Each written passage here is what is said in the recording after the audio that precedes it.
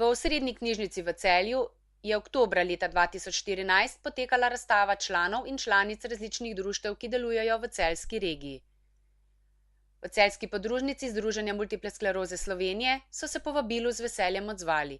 Na ogled so postavili ročna dela njihovih pridnih članic: Elizabeta Pongrac, Marija Kerovec, Jolanda Špiljak, Zlatka Kotnik in Darja Vrebac ustvarjajo s spretnimi prsti in potrpežljivostjo čudovite izdelke, ki so si jih vsi obiskovalci Osrednje knjižnice v Celju lahko ogledali.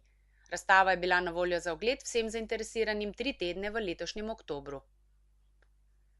V razstavnih vitrinah je bilo možno občudovati pletene, kvačkane in klekljane izdelke, vezenje in nakit.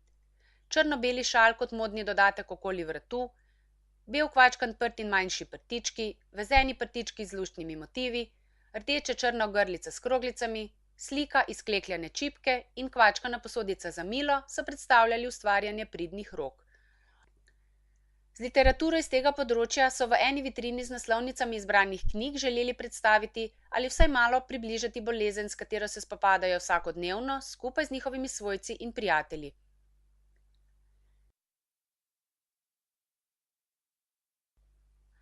Bili so vidni naslovi, kot so Osebam z multiplo sklerozo v pomoč, Naučimo se živeti z multiplo sklerozo, Telovadba za obolele in Življenje z multiplo sklerozo. Lani so obeleževali 40. obletnico in ob tem izdali jubilejno glasilo.